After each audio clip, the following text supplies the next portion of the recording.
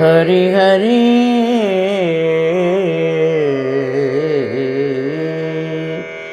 ಶ್ರೀಕಾಂತ ದಾನಮಗರ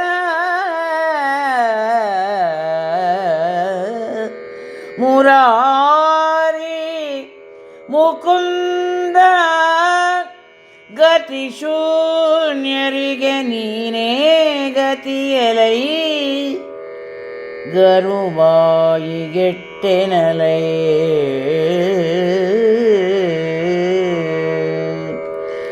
ಕುರುಕುಲಾಗ್ರಣಿ ಸೆಳೆದ ವಸ್ತ್ರಾಕರುಷಣದ ಭಯ ಮತ್ತೆ ಬಂದಿದೆ. ಕರುಣಿ ನೀನೇ ಬಲ್ಲೆ ಎನ್ನುತ್ತ ಅಡಿಯಿಟ್ಟಳ ಭುಜಾಕ್ಷಿ. ಯದುಕುಲಾಗ್ರಣಿಯಾದಂತಹ ಕೃಷ್ಣನನ್ನು ಹರಿಹರಿ, ಶ್ರೀಕಾಂತ, ದಾನವಹರ, ಮುರಾರಿ, ಮುಕುಂದ, ಗತಿಶೂನ್ಯರಿಗೆ ನೀನೇ ಗತಿಯಲೈ ಗರುವಾಯಿಗೆಟ್ಟೆನಲೈ ಅಂತ ಭಕ್ತಿಯಿಂದ ಪ್ರಾರ್ಥನೆ ಮಾಡ್ತಾಳೆ. ಹೋಗುತ್ತಿರುವಂತಹ ದಾರಿಯಲ್ಲಿ ಆದರೂ ಪರಮಾತ್ಮನನ್ನು ನೆನೆಯಬೇಕಂತೆ. ಉಸಿರಾಡ್ತಿರುವಂತಹ ಪ್ರತಿ ಉಸಿರಲ್ಲೂ ಕೂಡ ಭಗವಂತನ ನಾಮಸ್ಮರಣೆ ಇರಬೇಕಂತೆ. ಕಷ್ಟ ಕಾಲಕ್ಕೆ ಮಾತ್ರ ಅಲ್ಲ, ದ್ರೌಪದಿಗೆ ನೆನಪಿಸಿಕೊಂಡಾಗ ಎಲ್ಲ ಕೃಷ್ಣ ದರ್ಶನ ಆಗಿದೆ. ಆದರೆ ವಿರಾಟ ಪರ್ವದಲ್ಲಿ ಕೃಷ್ಣ ದರ್ಶನವೇ ಆಗುವುದಿಲ್ಲ. ಈಗ ಈ ಕಷ್ಟದ ಕಾಲ ಬಂದಿದೆ ಅನ್ನೋದನ್ನು ದ್ರೌಪದಿಯೇ ನೆನಪಿಸಿಕೊಳ್ತಾಳೆ. ಕೃಷ್ಣನೆಲ್ಲಾದರೂ ಬಂದಿರ್ತಿದ್ರೆ ಅಥವಾ ನಮಗೇನಾದರೂ ಕಾಣಿಸಿಕೊಳ್ತಿದ್ರೆ ನಮ್ಮ ಈ ಕಷ್ಟ ಪರಂಪರೆಯಿಂದ ನಮಗೆ ಮುಕ್ತಿ ಸಿಗ್ತಿತ್ತು. ಇಲ್ಲ, ಅವನು ಬಂದಿಲ್ಲ ಅಂದರೆ ಅವನ ಆಲೋಚನೆಯಲ್ಲೋ ಏನೋ ಒಳ್ಳೆಯದಾಗಬೇಕು ಅಂತ ಇರಬೇಕು. ಇದು ಕೆಟ್ಟದಕ್ಕೆ ಆಗ್ತಾ ಇದೆ ಅಂತ ಅಲ್ಲ. ಆದರೆ ನನ್ನ ಗ್ರಹಚಾರ, ನಾನು ಕೆಟ್ಟ ದಾರಿಯಲ್ಲಿ ಹೋಗ್ತಾ ಇರುವಂತಹ ದಾರಿಯನ್ನೇ ನನಗೆ ಸುದೇಶ್ನ ತೋರಿಸಿದ್ದಾಳೆ. ಕೆಡುಕಿನತ್ತ ನನ್ನನ್ನು ನೂಗ್ತಾಳೆ. ಆದರೆ ಆ ಕೆಡುಕು ನನ್ನನ್ನು ಬಾಧಿಸಬಾರ್ದು ಅನ್ನುವುದಕ್ಕಾಗಿ ಪರಮಾತ್ಮನ ಸ್ಮರಣೆ. ಹರಿಮುಕುಂದ ಶ್ರೀಕಾಂತ ಮುರಾರಿ ಗತಿಶೂನ್ಯರಿಗೆ ನೀನೇ ಗತಿಯಲೈ. ಎಷ್ಟು ಅದ್ಭುತವಾದಂತಹ ಪ್ರಾರ್ಥನೆ. ನಾನಿವತ್ತು ಗತಿಹೀನೆಯಾಗಿದ್ದೇನೆ, ಗತಿ ಶೂನ್ಯಳಾಗಿದ್ದೇನೆ, ನನ್ನ ಗತಿ ಅಧೋಗತಿಯಾಗಿದೆ. ಪರಮಾತ್ಮ, ನೀನೇ ನನಗೆ ಗತಿ. ನೀನಲ್ಲದೆ ಅನ್ಯರಾರೂ ನನಗೆ ಗತಿ ಇಲ್ಲ. ನೀನು ನನ್ನನ್ನು ಸಂರಕ್ಷಣೆ ಮಾಡುವಂತಹ ಭಾರ ನಿನ್ನದು. ನನ್ನ ಹಿರಿಯಣ್ಣನಾಗಿ ನಿನ್ನನ್ನು ಕಂಡರೂ ಸರಿ, ನನ್ನ ದೇವರಾಗಿ ಕಂಡರೂ ಸರಿ, ನನ್ನ ಪಾಲಿಗೆ ನೀನು ಪರಮಾತ್ಮ ಸ್ವರೂಪಿಯಾಗಿದ್ದೀಯಾ. ಇವತ್ತು ನಾನು ಗತಿ ಕೆಟ್ಟಿದ್ದೇನೆ. ನಿನಗೆ ಗೊತ್ತಿದೆ, ಅಂದು ಕುರುರಾಯನ ಭವನದಲ್ಲಿ ವಸ್ತ್ರಾಪಹರಣದ ಭಯ ನನ್ನನ್ನು ಕಾಡಿದ್ದಾಗ ಬಂದು ನನ್ನನ್ನು ಸಂರಕ್ಷಣೆ ಮಾಡಿದಂಥ ಪರಮ ದೈವ ನೀನು. ಇವತ್ತು ಮತ್ತೆ ಅದೇ ರೀತಿಯ ಪರಿಸ್ಥಿತಿ ಬಂದಿದೆ. ಯಾವನೋ ಒಬ್ಬ ಮೂರ್ಖ ನನ್ನನ್ನು ಅಲ್ಲಿಗೆ ಕರೆದಿದ್ದಾನೆ, ಅವನ ಅಕ್ಕ ನನ್ನನ್ನು ಇಲ್ಲಿ ಕಳಿಸುತ್ತಾಳೆ. ನನ್ನ ಅನಿವಾರ್ಯವಾದಂತಹ ಪರಿಸ್ಥಿತಿಗೆ ನಾನು ಸಿಕ್ಕು ಹಾಕ್ಕೊಂಡಿದ್ದೇನೆ. ಈ ಅಸಹಾಯಕ ಸ್ಥಿತಿ, ಅದಕ್ಕಾಗಿ ಹೇಳೋದು, ಗತಿ ವಿಹೀನಳು ನಾನು ಇವತ್ತು. ಗತಿ ಶೂನ್ಯರಿಗೆ ನೀನೇ ಗತಿ. ಇವತ್ತು ಗತಿ ಇಲ್ಲ ನನಗೆ. ಆದ್ದರಿಂದ ನೀನೇ ಗತಿಯಾಗಿದ್ದೆ ಪರಮಾತ್ಮ. ನೀನೇ ನನ್ನನ್ನು ಸಂರಕ್ಷಣೆ ಮಾಡಬೇಕು ಅಂತ ವಿಧ ವಿಧವಾಗಿ ಕೃಷ್ಣನನ್ನು ಅವಳು ನೆನೀತಾ ಅವತ್ತಿನ ಹಾಗೆ ವಸ್ತ್ರಾಪರಣದ ಭಯ ಇವತ್ತು ಬಂದಿದೆ. ಕರುಣಿ ನೀನೇ ಬಲ್ಲೆ ಎನ್ನುತ್ತಾ ಅಡಿ ಇಟ್ಟಳು ಅಬುಜಾಕ್ಷಿ. ಒಂದೊಂದು ಹೆಜ್ಜೆ ಇರಬಾಗಲೂ ಕೃಷ್ಣನ ನೆನಕೆ, ಒಂದೊಂದು ಹೆಜ್ಜೆಯ ಮುಂದೆ ಹೆಜ್ಜೆಯ ಭಾರವು ಕೃಷ್ಣನ ಮೇಲೆ. ಅಲ್ಲಿಗೆ ಹೋಗೋದಕ್ಕೆ ನನಗೆ ಮನಸ್ಸಿಲ್ಲ. ಆದರೆ ಏನು ಮಾಡಲಿ, ಕೃಷ್ಣ ನನ್ನನ್ನು ಅಲ್ಲಿಗೆ ದೂಡಿದ್ದಾರೆ. ನೀನೇ ನನ್ನ ಹೆಜ್ಜೆಗೆ, ನನ್ನ ಬುದ್ಧಿಗೆ, ನನ್ನ ಮತಿಗೆ, ನನ್ನ ದೇಹಕ್ಕೆ ಎಲ್ಲವೂ ನಿನ್ನದೇ. ನೀನು ನನ್ನನ್ನು ಸಂರಕ್ಷಣೆ ಮಾಡುವಂಥ ಸಂಪೂರ್ಣವಾದಂಥ ಭಾರ ನಿನ್ನದು. ನನ್ನ ಪ್ರತಿಷ್ಠೆಗೆ ಕುಂದಾಗದ ಹಾಗೆ, ನನ್ನ ಗೌರವಕ್ಕೆ ಚ್ಯುತಿ ಬಾರದ ಹಾಗೆ, ನನ್ನ ಮಾನ ಮರ್ಯಾದೆಗಳು ಹಾಳಾಗದ ಹಾಗೆ ನೀನು ಸಂರಕ್ಷಣೆ ಮಾಡಬೇಕು ಪರಮಾತ್ಮ ಅಂತ ಕೃಷ್ಣನನ್ನು ಮೊರೆ ಇಡ್ತಾ ಮುಂದಕ್ಕೆ ಹೋಗ್ತಾ ಇದ್ದಾಳೆ. ಅದು ಮಾತ್ರ ಅಷ್ಟೇ ಸಾಕಾಗಲಿಲ್ಲ. ಇನ್ನೂ ಕೆಲವಾರು ದೇವತೆಗಳನ್ನು ಅವಳು ಪ್ರಾರ್ಥನೆ ಮಾಡ್ತಾಳೆ. ಮುಂದೆ ಅಡಿ ಇಡುತ್ತಾ ಕೃಷ್ಣನ ನಂತರ ಇನ್ಯಾರನ್ನೆಲ್ಲ ಅವಳು ಭಕ್ತಿಯಿಂದ ಭಜಿಸ್ತಾಳೆ ಅನ್ನೋದನ್ನು ಮುಂದಿನ ಪದ್ಯದಲ್ಲಿ ಕೇಳೋಣ. ಸುರಪ ಶಿಖಿ ಯಮ ನಿರುತಿ ವರುಣಾದ್ಯರಿಗೆ ವಂದಿಸಿ ಕಣ್ಯವೆಯ ಬಿಗಿದರಗಳಿಗೆ ನಿಂದು ಅಬುಜ ಮಿತ್ರನ ಭಜಿಸಿ ಕಂದರೆಗೆ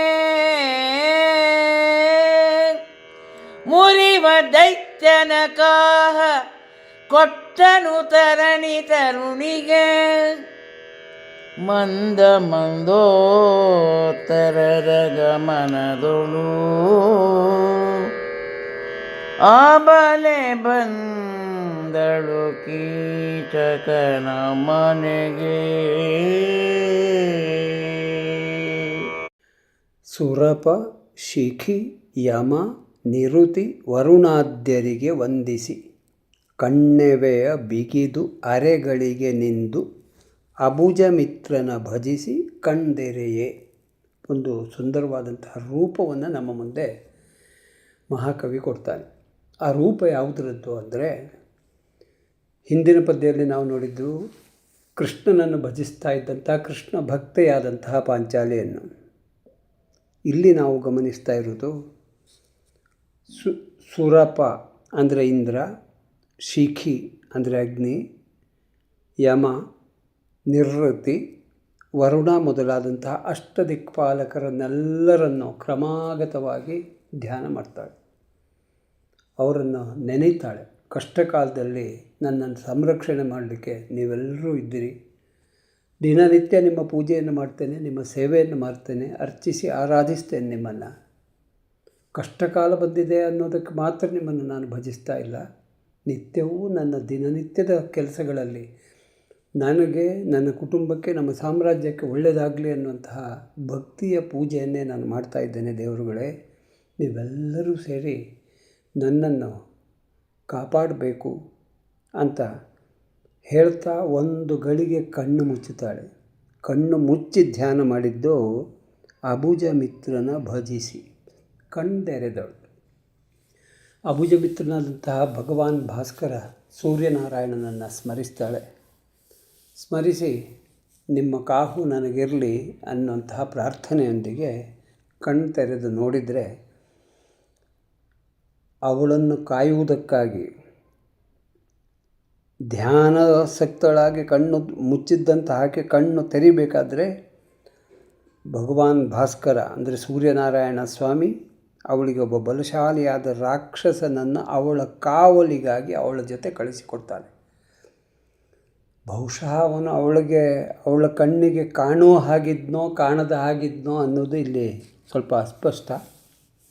ಇರಲಿ, ಅವಳ ಬೆಂಗಾವಲಿಗೆ ಇತರರಿಗೆ ಕಾಣದ ಹಾಗೆ ಅವಳ ಜೊತೆಯಲ್ಲಿ ಒಬ್ಬ ರಾಕ್ಷಸ ಇದ್ದ, ಬಲಾಢ್ಯನಾದಂಥವನು ಇದ್ದ ಅನ್ನೋದನ್ನು ಸ್ಮರಿಸ್ತಾ ದ್ರೌಪದಿ ನಿಧಾನವಾಗಿ ಮಂದೋತ್ತರದ ಗಮನದೊಳ್ ಅಬಲೆ ಬಂದಳು ಕೀಚಕನ ಮನೆಗೆ. ಎಷ್ಟೇ ಬೇಡ ಅಂತ ಹೇಳಿದರೂ ಮನಸ್ಸಿಗೆ ವಿರುದ್ಧವಾದಂಥ ಭಾವ ಇದ್ದಾಗಲೂ ಅಲ್ಲಿಗೆ ಹೋಗಲೇಬೇಕಾದ ಅನಿವಾರ್ಯವನ್ನು ತಡೆಯಲಿಕ್ಕೆ ಆಗದಂತಹ ದ್ರೌಪದಿ ಮನಸ್ಸಿಲ್ಲದ ಮನಸ್ಸಿನಿಂದ ಹೋಗ್ತಾ ಇದ್ದಾಳೆ ಅನ್ನೋದನ್ನು ಮಂದೋತ್ತರದ ಗಮನದೊಳ್ ಅಬಲೆ ಬಂದಳು ಅಂತ ಮಹಾಕವಿ ಬಹಳ ಸುಂದರವಾದಂಥ ಚಿತ್ರಣವನ್ನು ಕೊಡ್ತಾನೆ. ಇಲ್ಲಿ ನಾವು ಕಾಣಬೇಕಾದ್ದು ಏನು ಅಂದರೆ, ಒಂದು ಕಷ್ಟ ಕಾಲದಲ್ಲಿ ಮಾತ್ರ ಅಲ್ಲ, ಎಲ್ಲ ಕಾಲದಲ್ಲೂ ದೇವರ ಮೇಲೆ ಇರುವಂಥ ಅನೂಚಾನವಾದಂಥ ಭಕ್ತಿ, ಒಂದು ಶ್ರದ್ಧೆ, ಒಂದು ನಂಬಿಕೆ, ಅನಾಥೋ ದೈವರಕ್ಷಕಃ ಎನ್ನುವಂತಹ ಪ್ರಜ್ಞೆ, ಅದರ ಜೊತೆಗೆ ಸಾಧ್ವೀಮಣಿಯಾದಂತಹ ದ್ರೌಪದಿಯಂತಹ ಹೆಣ್ಣು ಮಗಳಿಗೆ ಯಾರೂ ಇವತ್ತು ಆಧಾರಕ್ಕಿಲ್ಲ ಅಂದಾಗ ದೈವ ಸಹಾಯ ಆದರೂ ಬರುತ್ತಲ್ಲ ಅನ್ನುವಂಥ ಒಂದು ನಂಬಿಕೆ, ಆ ನಂಬಿಕೆ, ಆ ನಿಷ್ಠೆ, ಆ ನಂಬಿಕೆಗಾಗಿ ಹೋರುವಂತಹ ಪ್ರಯತ್ನಗಳೆಲ್ಲವೂ ಕೂಡ ನಮ್ಮನ್ನು ಉತ್ತರೋತ್ತರವಾದಂಥ ಅಭಿವೃದ್ಧಿಯ ಪಥಕ್ಕೆ ಒಂದು ಬೆರಳನ್ನು ಕೊಟ್ಟು ನಮ್ಮನ್ನು ನಡೆಸುವಂತಹ ಒಂದು ದಾರಿದೀವಿಕೆಯಾಗಿ ಈ ಎಲ್ಲ ಭಾವಗಳು ಬರ್ತವೆ ಅನ್ನೋದನ್ನು ಕವಿ ಇಲ್ಲಿ ಬಹಳ ಸುಂದರವಾಗಿ ಚಿತ್ರಿಸಿದ್ದಾನೆ. ಏನೇ ಇರಲಿ, ಅವಳ ರಕ್ಷೆಗಾಗಿ ಒಬ್ಬ ಬಲವಂತನಾದಂತಹ, ಒಬ್ಬ ಬಲಶಾಲಿ, ಧೀಮಂತನಾದಂತಹ ಒಬ್ಬ ರಾಕ್ಷಸ ಅವಳ ಜೊತೆಯಲ್ಲಿದ್ದಾನೆ, ಅವಳ ಕಾವಲಿಗೆ ಅನ್ನುವಂಥದ್ದನ್ನು ಕವಿ ಇಲ್ಲಿ ತಿಳಿಸ್ತಾನೆ. ಇದರ ಮೂಲಭೂತವಾದಂಥ ಉದ್ದೇಶ ಏನು ಅಂದರೆ, ದುಷ್ಟಶಕ್ತಿಗಳನ್ನು ಮಣಿಸಲಿಕ್ಕೆ ಎಷ್ಟೋ ಸಂದರ್ಭದಲ್ಲಿ ದುಷ್ಟಶಕ್ತಿಗಳೇ ಪೂರಕವಾಗಿ ಬಂದು ಅವರನ್ನು ನಾಶ ಮಾಡ್ತಾರೆ. ಒಳ್ಳೆಯವರು ಒಳ್ಳೆಯದನ್ನೇ ಮಾಡ್ತಾರೆ ವಿನಃ ಕೆಟ್ಟದ್ದನ್ನು ಮಾಡಲಿಕ್ಕೆ ಆಗೋದಿಲ್ಲ. ಕೆಟ್ಟವರಿಗೂ ಒಳ್ಳೆಯವರಿಂದ ಕೆಟ್ಟದ್ದನ್ನು ಮಾಡಲಿಕ್ಕಾಗಲ್ಲ. ಒಳ್ಳೆಯತನ ಅಂದರೆ ಇರುವುದೇ ಹಾಗೆ ಅದು. ಆದರೆ ಕೀಚಕನಂತಹ ದುಷ್ಟನನ್ನು ನಿಯಂತ್ರಿಸಬೇಕಾಗಿದ್ದರೆ ಅಥವಾ ಅವನನ್ನು ಹದ್ದುಬಸ್ತಿಯಲ್ಲಿ ಇಟ್ಟುಕೊಂಡು ಅವನಿಗೆ ಬುದ್ಧಿ ಕಲಿಸಬೇಕಾದ್ರೆ ಅವನಂಥವನೇ ಒಬ್ಬ ದುಷ್ಟನಾದವನು ಇರಬೇಕು, ಅವನಂಥವನೇ ಒಬ್ಬ ಶಕ್ತಿಶಾಲಿ ಆದವನು ಇರಬೇಕು. ಅದು ದೈವ ಸಹಾಯ ನಮಗೆ ಒದಗಿ ಬರುತ್ತೆ ಅನ್ನುವಂಥ ನಂಬಿಕೆಯಲ್ಲಿ ನಾವು ಮುಂದಡಿಯನ್ನು ಇಡಬೇಕು ಅನ್ನುವಂಥ ಉತ್ತಮವಾದಂಥ ಒಂದು ನೀತಿಯ ಪಾಠವೂ ಕೂಡ ಇಲ್ಲಿದೆ. ಏನೇ ಇದ್ದರೂ ದ್ರೌಪದಿ ಮುಂದೆ ಏನಾದಲೂ, ಹೇಗೆ ಮುಂದೆ ಅವಳಿಗೆ ಯಾವ ರೀತಿಯ ಒಂದು ಸನ್ನಿವೇಶವನ್ನು ಅವಳು ಎದುರಿಸಬೇಕಾಗುವಂಥ ಪ್ರಮೇಯ ಬಂತು ಅನ್ನೋದನ್ನು ಮುಂದಿನ ದಿವಸಗಳಲ್ಲಿ ಇದನ್ನು ನೋಡೋಣ. ಕೇಳಿದ್ದಕ್ಕೆ ಎಲ್ರಿಗೂ ನಮಸ್ಕಾರಗಳು.